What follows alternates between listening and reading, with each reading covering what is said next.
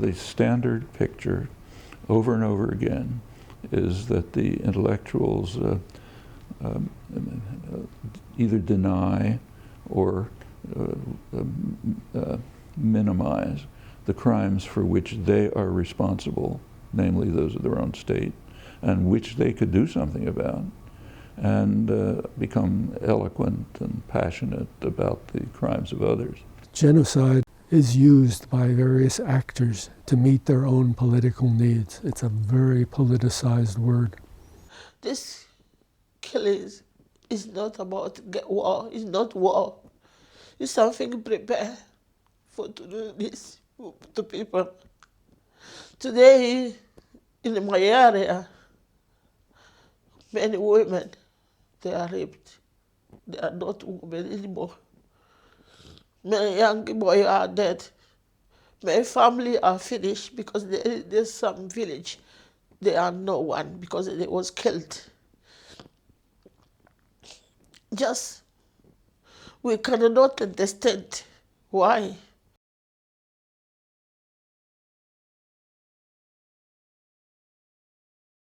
In the case of Rwanda, as bad as what happened in Rwanda was, it went absolutely according to plan. Habyarimana and his government were gone. The Hutu government of Burundi was gone. The border with Zaire, Democratic Republic of Congo, became more porous. Eventually, Mobutu was gone, and the entire area and its natural resources were up for grabs to the highest bidder. U.S. being the world's only remaining superpower was, of course, the country that stood to benefit the most. Et donc, cet attentat était en réalité un coup d'État. Pourquoi il était un coup d'État? Simplement parce que les Américains avaient décidé de changer de stratégie dans la région. Habyarimana avait refusé de servir, que son pays serve de base arrière aux intérêts américains, israéliens et surtout aux intérêts des multinationales. In fact, many people were very surprised when suddenly in 1990 international media, Belgian media, French media accused the regime of Rwanda of human rights violations, because until then this regime had been portrayed by the World Bank and the IMF and other international groupings as a good role model, a good student of the World Bank and the IMF. kugira ngo byihute, perezida yapfuye ku itariki ya 6 saa 2:30 kuko izo misiri narazumvise. Iryo joro inkotanyi zica abantu ku Kicukiro n'i Remera no ku Kacyiru, zitangira kwica abahutu no kugeza mu gitondo. Abahutu nabo bakoze reaction,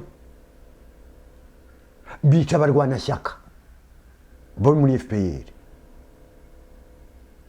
Noneho rero byabaye nk'uko nibyo njya mvuga, byabaye nk'intambara ya 14 na 18 ragero 14-18 yatewe n'iki? Nuko bishe archiduc n'umugore we, archiduc de Vienne.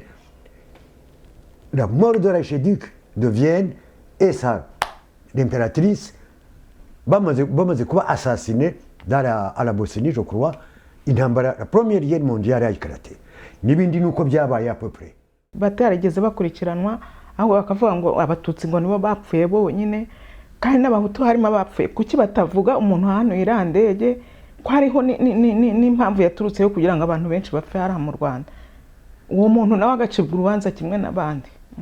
Nosotros entendimos muy claro desde el principio que el asesinato de Habyarimana era el principio de todo, y fue lo que desencadenó todo. También sabíamos que Habyarimana es el único que había aguantado a la población y había evitado que la población explotase antes. Entonces, a partir del atentado y la versión de genocidio que se dijo desde un principio, a nosotros en principio nos chocó mucho todo, porque la información era tan fuerte de que sí, que era un genocidio. Al cabo de pocos días ya nos decían que había 500.000 tutsis que habían sufrido genocidio.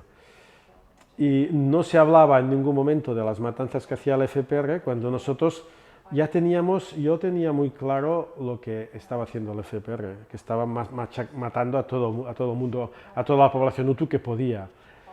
Lo mismo que hacían las milicias interrajamos en el 94, pero solamente salía lo que hacían unos y no lo que hacían otros.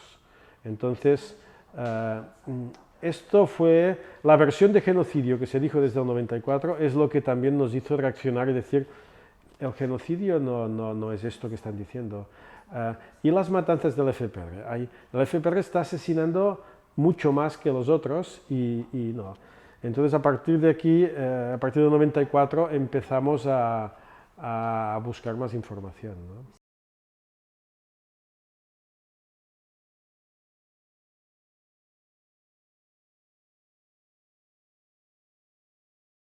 Una decisión como la de iniciar una huelga o ayuno indefinido, sin fin, es algo muy especial. Uno tiene que sentir una certeza interior muy, muy grande. Había tanta injusticia, tanto sufrimiento, era tan excesivo que era necesaria un instrumento, una acción también fuera de lo común. No tiene una referencia fundamentalmente con la eficacia de los resultados, es mucho más profundo, es comunión con las víctimas, es denuncia, es levantar la voz, es certeza en la fuerza de la verdad y de la misericordia. Empecé y la verdad que, aunque no buscaba resultados, los resultados fueron muy, muy importantes. En aquellos momentos muy duros, porque yo me sentía identificado con cientos de miles de refugiados hutus en el Zaire que eran exterminados, en aquel momento me salió con mucha fuerza una carta al que yo consideraba el máximo responsable de aquello, que era Bill Clinton. Aquella carta la firmaron casi una veintena de premios Nobel posteriormente y todo el Parlamento Europeo, todos los presidentes de los grupos políticos del Parlamento Europeo. Por tanto, los resultados, aunque no eran mi principal objetivo, vinieron. Quiere decir también que había un análisis muy lúcido, muy claro, porque lo que ahora la ONU, el 1 de octubre pasado, 1 de octubre del 2010, ha denunciado en su informe Mapping, es exactamente lo que nosotros denunciábamos en aquel ayuno, aquella huelga de hambre, en el momento mismo que estaba sucediendo. Nuestros escritos, nuestra carta a Clinton, nuestra petición al Consejo de Ministros, es la esencia del informe Mapping que ha venido 16 años después.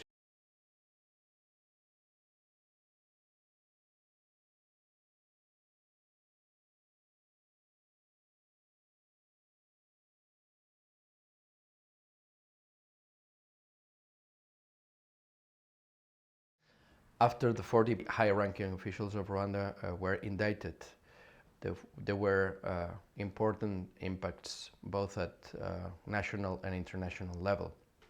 3 days after the decision, the government of Rwanda issued a press release attacking the judge and even Spain for issuing this kind of decision, and saying that was politically motivated and this kind of arguments. Did Kagame give order to shut down this aircraft or not? Who is Kagame after all? Is he innocent? in what has happened in Rwanda, in what has happened in Congo? Is he really innocent? Or he is a criminal? According to the U.S. ambassador to Rwanda, Robert Flotten, who testified in our case, in this late November 1993, he specifically told Paul Kagame that if Kagame resumed the war, he would be responsible for deaths on the order of the hundreds of thousands of deaths that were occurring at about the same time in Burundi after the assassination of the Burundian president.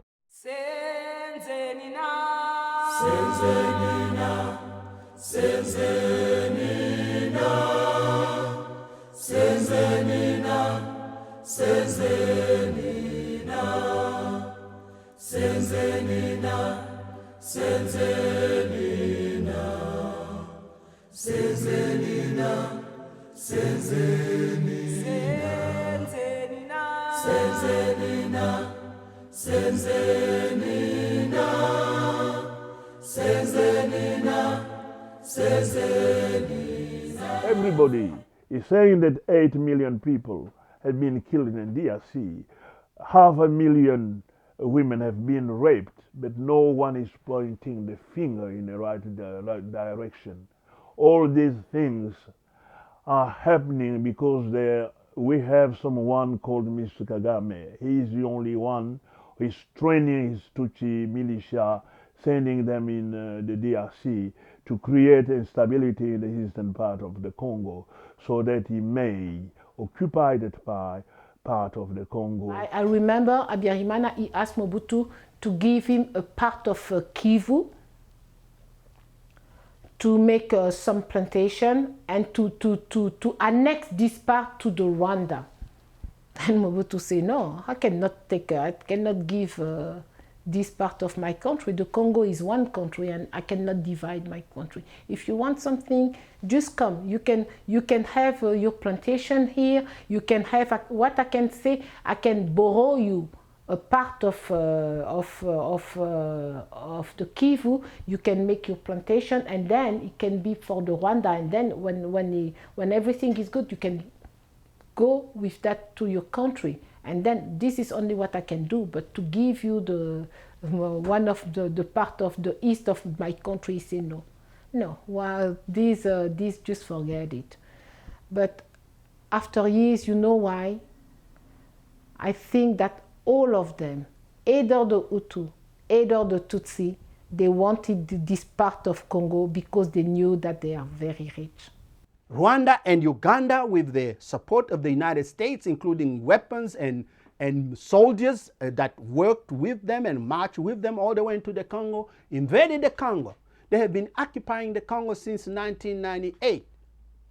The world is keeping quiet. The world is keeping quiet because the world is participating in this Holocaust.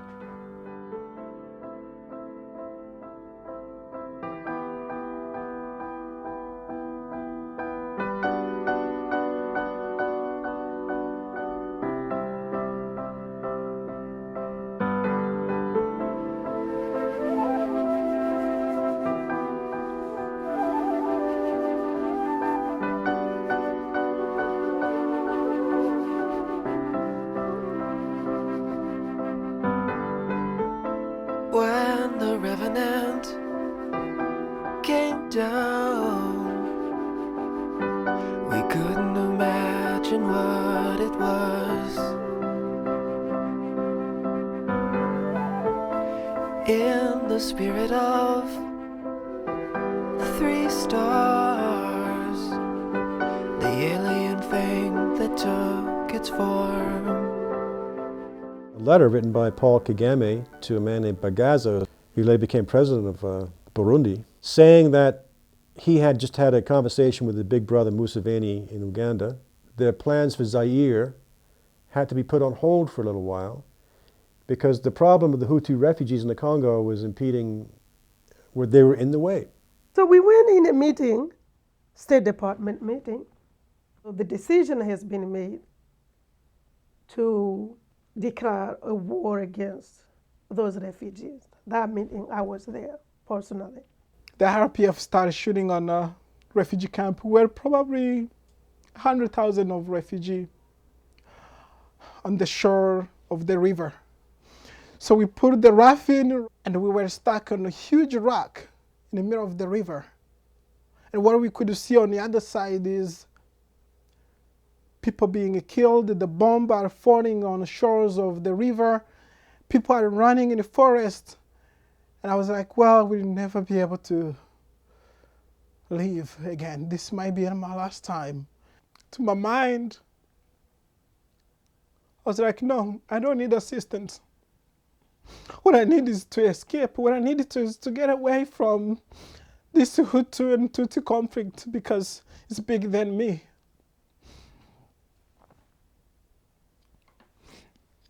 Anneke van Woudenberg of Human Rights Watch actually criticized me because we had a face-off at Columbia University here in New York City about genocide. She criticized me for using the word genocide. And we had a face-off where I explained to her, I said, if it's happening in Europe, you call it genocide. Because it's happening in Africa and it's black people dying, you don't want to call it genocide? What is your definition of genocide? Well, you know, we can't call it genocide. I say, look, I say, if you want to use a definition that describes any actions of trying to destroy a group of people, and Congolese people are being cremated, they are being buried alive, and they are being killed sometimes, including little children, because they are Congolese, because they are the ethnic groups in the Kivus that Rwandans wants to replace. So what else do you want to call it if it is not genocide, let alone Holocaust?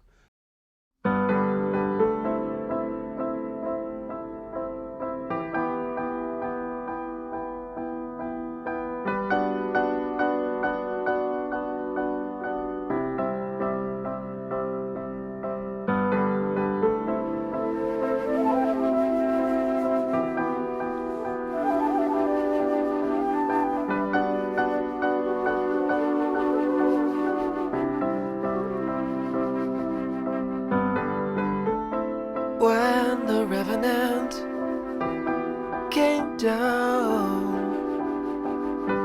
we couldn't imagine what it was. In the spirit of 3 stars, the alien thing that took its form.